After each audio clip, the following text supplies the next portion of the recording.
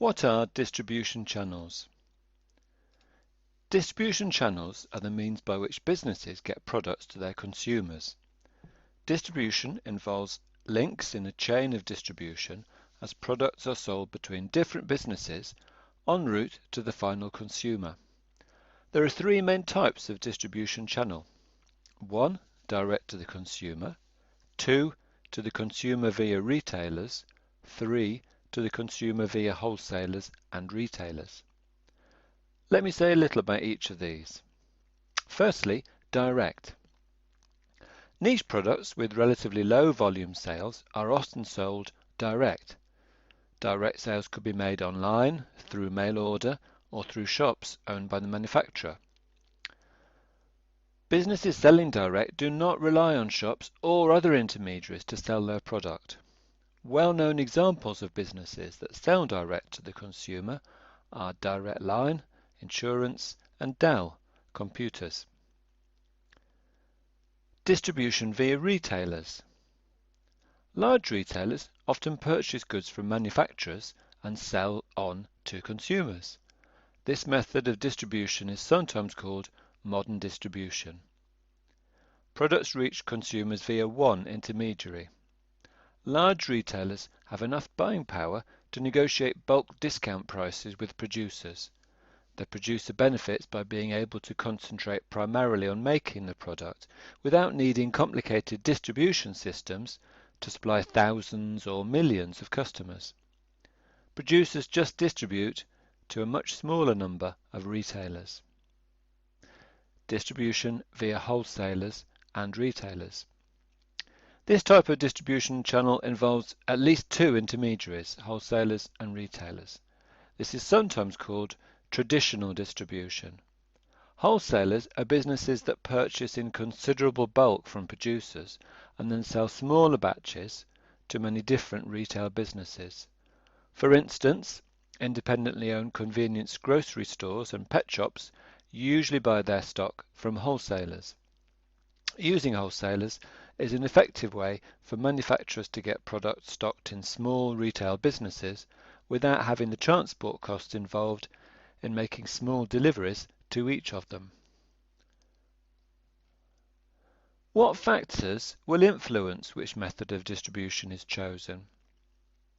Decisions are influenced by the cost of distribution, the nature of the market, and the extent to which the producer wishes to control how products are marketed. As already mentioned, an advantage to producers of using wholesalers and larger retailers is that far fewer deliveries need to be made than would be needed if the delivery were straight to the consumer. This reduces the cost of distribution. On the other hand, each intermediary involved in the chain of distribution seeks to make a profit. The purchase price that retailers and wholesalers pay is inevitably less than the price that producers might charge if they were selling direct to the consumer. If customers are prepared to come to a factory shop or some other outlet controlled by the producer, then direct selling might look attractive. A classic example of this is the pick-your-own-fruit farm. High-volume mass-market products have to be sold often to a very large number of customers. There's no such thing as a local toothpaste manufacturer, for instance. The market for this sort of goods is national or possibly international. For that reason, it usually makes sense to distribute mass-market products through retailers. On the other hand, if a market has a smaller number of customers, direct distribution becomes more feasible. Producers of industrial goods like aeroplanes or industrial robots may seriously consider direct distribution because they have a small number of customers. Getting these products to the consumer is in some ways far less complex than delivering consumer goods to millions of people. Whenever a producer uses an intermediary to sell its products, it's handing a degree of control over promotion and price to the intermediary. This may be to the advantage of the producer. Being stocked in an established national retail chain can mean that the product is well promoted.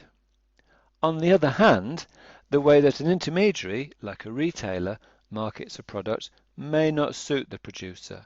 For some producers, only direct distribution provides them with the control over marketing that they seek. So, to sum up, distribution channels are the means by which businesses get products to their consumers. There are three main types of distribution channel: direct, via retailers, via wholesalers and retailers. Decisions made about how a product is distributed are influenced by the cost of distribution, the nature of the market, and the extent to which the producer wishes to control marketing.